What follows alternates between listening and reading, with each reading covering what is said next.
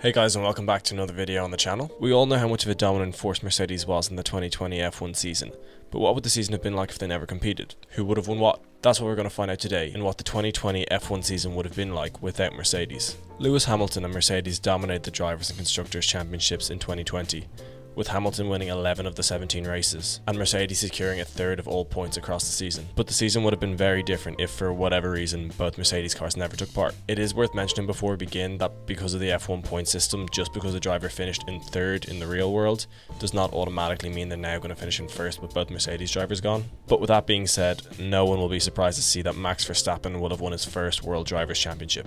Verstappen was the only driver to ever challenge the Mercedes across the season and consistently finish on the podium. This means that Verstappen would have won an impressive 11 of the 17 races, taking 4 extra points for fastest laps. But oddly, those would have been the only times Verstappen ever finished on the podium this year because of poor reliability. Picking up 289 points across the season, it would have been a dominant year for the young Dutchman, and Red Bull's first drivers' champion since Sebastian Vettel back in 2013. The battle for second place would have gone down to the last race of the season, with Sergio Perez beating out Daniel Ricciardo by just 1 point, 178 to 177. Both drivers would have had a late push in points towards the end of the year, with Ricciardo taking Renault's first win since 2008 in Imola and securing 5 more podiums throughout the year. But it would be Perez who came out on top with 2 wins and an equal 6 total podiums. Checo's additional win coming in the wet of the Turkish Grand Prix. An extremely impressive year for both drivers, and great to see 3 different teams in the top 3 spots. In 4th place would not have been Carlos Sainz but Alex Albon, benefiting massively from the absence of the Mercedes boys, and Charles Leclerc would have been in 5th.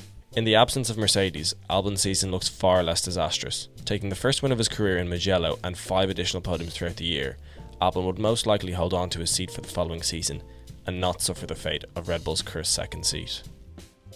Charles Leclerc would have been another driver to gain from our hypothetical season. Charles would have started the season off with a win in Austria and go on to score a further 5 podiums throughout the year. P5 would still be lower than the young Monegasque would have hoped for from 2020, but much better than a disappointing 8th. Coming in 6th and 7th would be the 2 McLaren boys of Carlos Sainz and Lando Norris. Carlos would have been the big loser in this scenario, with his championship position remaining 6th even without the Mercedes drivers. Carlos simply couldn't secure enough high points positions to benefit fully from Hamilton and Bottas's absences, with his best finish being his legitimate 2nd place at Monza and only 1 other podium throughout the year. Lando would have began the season in tremendous form, with 2 podiums in the first 2 races and managing to secure 2 more in the last 3.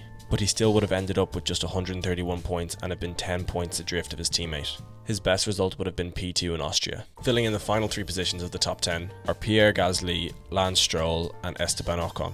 Gasly of course would have won the Italian Grand Prix and achieved 1 more podium finish in Portugal. Stroll's season would have been just as damaged by poor reliability, but he'd find himself in P2 in both the Hungarian and Spanish Grand Prix, with 4 total podiums over the year. And Esteban would secure just 1 additional podium on top of his season best of 2nd in Sakir. Daniil Kvyat would have jumped ahead of Sebastian Vettel for 11th, while Raikkonen, Hülkenberg and Giovinazzi finish off the top 15. Kvyat would achieve a season high of 2nd in Imola. Vettel would do similarly, achieving 1 podium with P2 in Turkey. Kimi would take his best finishes of 7th in Mugello and Imola. Hülkenberg would secure 5th and 7th in his stand-in drives in the 70th anniversary Grand Prix and Eiffel Grand Prix respectively. And Gio would take a season high of 7th in the opener in Austria. Finally, the last 4 spots would have been taken up by Romain Grosjean, Kevin Magnussen, Nicholas Latifi, and in last place would be George Russell. Grosjean would pick up a best finish of 7th in the Eiffel Grand Prix. Magnussen would take 8th in Hungary. Latifi would finish 9th on 3 occasions, and poor George would finish last with the season best of 9th in Mugello. Of course, Russell's weekend in the Mercedes would never have happened, so unfortunately it's the wooden spoon for the young Brit, excluding Aitken and Fittipaldi of course. In the Constructors' Championship, the winner is equally unsurprising, with Red Bull and Honda taking the victory with 449 points, 124 less than the Mercedes ultimately scored. Even still, 2020 would have been a dominant year for the Austrian boys, taking 12 race wins and only failing to reach the podium on 4 occasions. With results like this, maybe Honda would have elected to remain in F1 past 2021. But either way, it's hard to imagine Red Bull wouldn't continue this spell of dominance in F1 if Mercedes remained out of the picture. In 2nd place with 301 points would have been the Pink Panthers over at Racing Point.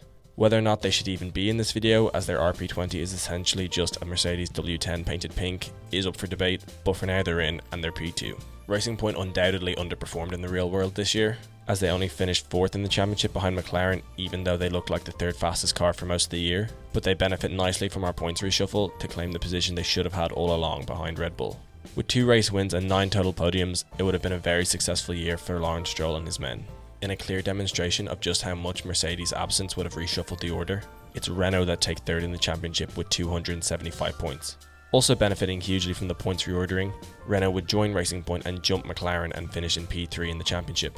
It would certainly be a successful year for the French outfit, taking home 1 win and a total of 8 podiums. You have to wonder if Daniel Ricciardo would still opt to move to McLaren in this scenario. Coming in at 4th in the championship with 271 points is the big loser in this scenario, McLaren. Despite having one less team that beat them in the real world, McLaren ends up 1 position lower in the championship, showing that while the car was solid, it didn't have as many standout performances as the other teams did. While the team would have 3 podium finishes in the first 2 races, they would achieve only 3 more in the remaining 15. To give the team some credit, it did finish just off in P4 on 10 separate occasions, but I can imagine Zak Brown would have been a little less pleased had his season ended up as it did in this scenario. In 5th place would be the guys over at Maranello, Ferrari. Having suffered a horrendous season in real life, 2020 would not have been much better in our Mercedes-less world. Charles Leclerc would win the season opener, and the prancing horses would secure a total of 7 podiums throughout the year, including a double in Turkey. However, with just 201 points and P5 in the championship, it would undoubtedly still be a season to forget. In contrast, AlphaTauri would be very pleased with 6th in the championship and a solid haul of 174 points. Ferrari's neighbours from Italy would of course hold on to victory at home in Monza and take home 3 total podiums for their best outing in the history of the team. In 7th would be Alfa Romeo with 34 points, and this is where the effects of no Mercedes have less of an impact.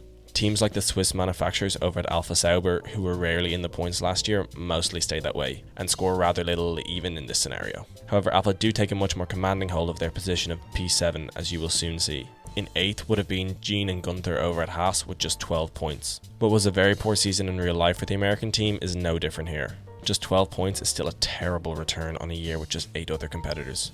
And finally, in 9th and last place is once again Williams. While Williams would indeed manage to score a handful of points in 2020, last place is still certainly not the result Claire Williams would have been after. 10 points is better than none, but it still would have been another shocker in these tough times at Williams. So there you have it. While a Mercedes-less season would still have led to a dominant victory in both the Drivers' and Constructors' Championship, I still think it's safe to say that the season would have been a much more exciting one. While Hamilton, Bottas and Verstappen shared the podium on 7 occasions in 2020, in our scenario, the same 3 drivers would never end up on the podium together more than twice. I hope you guys enjoyed today's video. If you did, please don't forget to like and subscribe. It does really mean a lot to channels as small as mine, and I hope to see you all very soon with more videos on the way.